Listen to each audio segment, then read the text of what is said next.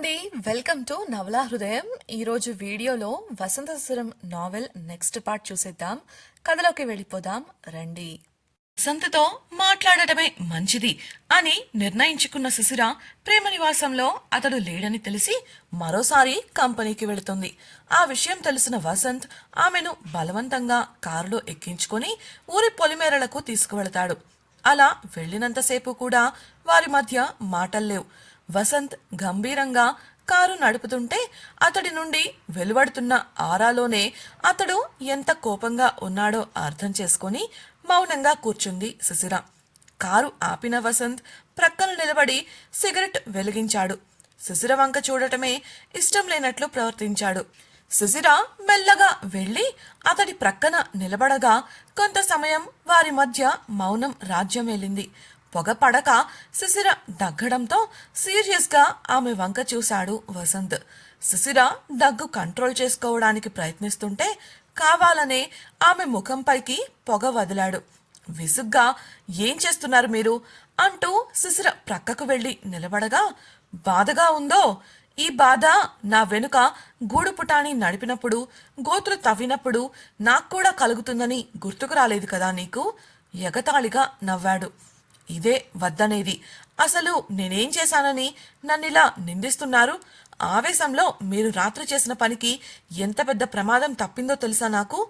సూటిగా చూస్తూ ప్రశ్నించింది శిశిర. చెయ్యి అడ్డు చూపిస్తూ, "నువ్వేమైనా నాకు అనవసరం.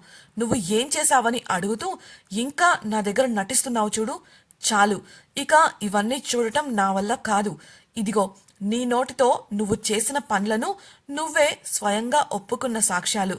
ఆ శైలేష్ గాడితో చేతులు కలిపి ఛీ, ఇకపై నీ ముఖం నాకు చూపించకు" అంటూ శిశిర చేతిలో పెన్ డ్రైవ్ పెట్టి ఆమె చెప్పేది కూడా వినకుండా కారు ఎక్కి వెళ్ళిపోయాడు. తన చేతిలోని పెన్ డ్రైవ్ వంక కన్నీళ్లతో అయోమయంగా చూసింది శిశిర. ముందు ఇందులో ఏం ఉందో తెలుసుకోవాలి అనుకుంటూ అటుగా వచ్చిన ఆటో ఎక్కి నేరుగా కాలేజ్కి వెళ్ళిపోయింది. కందిపోయిన శిశిర ముఖం చూసిన ఉమకు పరిస్థితి సీరియస్గా ఉందని అర్థమైంది. అది లంచ్ బ్రేక్ కావడంతో శిశిరను తీసుకొని గ్రౌండ్కు వెళ్ళింది. "ఏమైందే? వసంత్ గారు ఏమన్నారు?" కంగారుగా ప్రశ్నించింది. అందుకు తన చేతిలోని పెన్ డ్రైవ్ను ఉమ చేతికి ఇస్తూ, "ఏదో పెద్ద విషయమే జరిగింది ఉమా. ఇది చూస్తే కానీ పూర్తి వివరాలు తెలియవు" ఎక్కడో ఆలోచిస్తూ చెప్పింది శిశిర. తన బ్యాగ్ నుండి కేబుల్ తీసి మొబైల్కు పెన్ డ్రైవ్ను కనెక్ట్ చేసింది ఉమ. అందులో మొదటగా శిశిర చెయ్యి పట్టుకున్న శైలేష్ ఫోటో చూసి షాక్ అయింది. "ఇదేంటి? ఈ ఫోటో ఎవరు తీశారు? అసలు ఇది వసంత్ గారి వద్దకు ఎలా వెళ్ళింది?" అంది కంగారుగా. ఆ ఫోటో చూసిన శిశిర ఆలోచనలో పడగా, ఉమా "ఉంటే గింటే వాడి చెంప పగలగొట్టిన ఫోటో ఉండాలి కానీ ఈ ఫోటో ఏంటే?" అని మరోసారి ప్రశ్నించింది. వెంటనే తేరుకున్న శిశిర మిగతా ఫైల్స్ చెక్ చేసింది. అందులో తాను సౌమ్యతో గొడవ పడుతున్న ఫోటోలు ఉన్నాయి. అలాగే అక్కడున్న ఆడియో ఫైల్ విన్న శిశిరకు ఉమకు ఫ్యూజులు ఎగిరిపోయాయి. అదే పెద్ద షాక్ అనుకుంటే గగన్ తీసిన జర్నలిస్ట్ మర్డర్ వీడియోలోని "మీ మేడం" అన్నది మాత్రం ఉన్న వీడియో చూసి వారి బుర్ర బ్లాక్ అయిపోయింది. ఉమ కంగారు పడుతూ, "ఏంటే ఇది? ఆ సౌమ్యతో అలా ఎప్పుడు వాగావు? అసలు ఈ వీడియోలో ఉన్నవాడెవడు? ఈ ఫోటోలేంటి?" అని ప్రశ్నించింది. అందుకు సుశిర, "నీకు ఇంకా అర్థం కాలేదా ఉమా? ఇదంతా సౌమ్య చేసింది. ఆ ఆడియోలో నా మాటలు నేను తనతో ఒక్కసారి మాట్లాడిన మాటలు కాదు. తనను కలిసిన ప్రతిసారి తను మా సంభాషణను రికార్డ్ చేసింది. వాటిని వాడి ఇలా ఆడియో ట్యాంపర్ చేసి వసంత్ గారి ఎంక్వైరీలో బయటపడేలా చేసింది. ఆ ఫోటోలు చూడు. సౌమ్యతో ఉన్న ఫోటో వసంత్ గారి మనిషి తీసింది అయితే ఈ ఫోటో మాత్రం అతను తీసింది కాదు.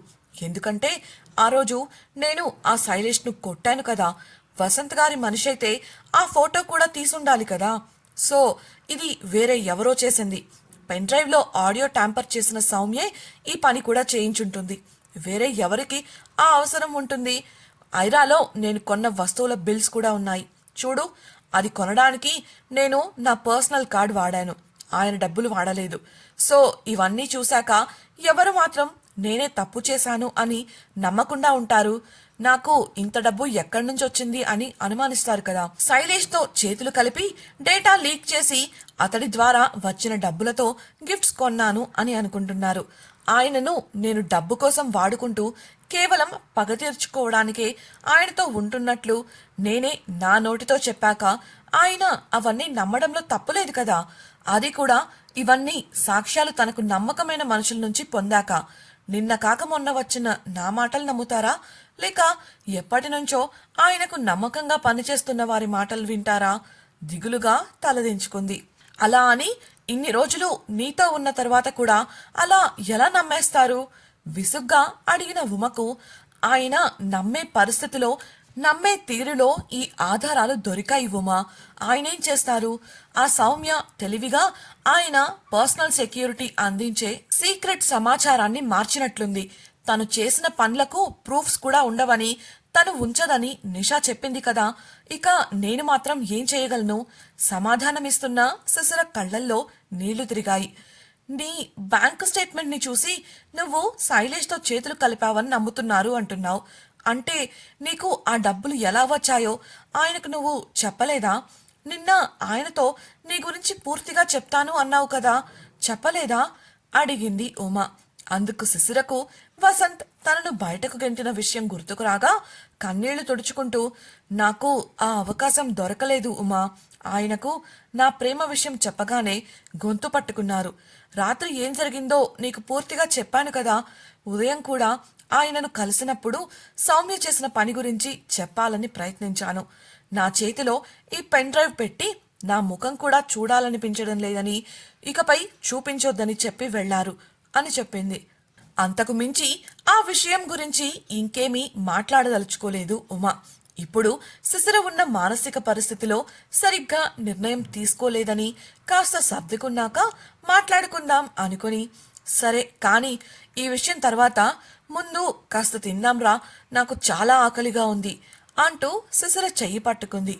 శిశిర, ప్లీజ్ ఉమా, కాసేపు నన్ను ఒంటరిగా వదిలే, నాకేం వద్దు అని చెప్పగా, నాకు అదంతా అనవసరం, నువ్వు కావాలంటే ఇక్కడే కూర్చో, నేను వెళ్ళి క్యాంటీన్ నుంచి ఫుడ్ తీసుకొస్తాను, నువ్వు తినకపోతే నేను కూడా తినను చెబుతున్నా వేలు చూపిస్తూ క్యాంటీన్ వైపు పరుగులు తీసింది ఉమా.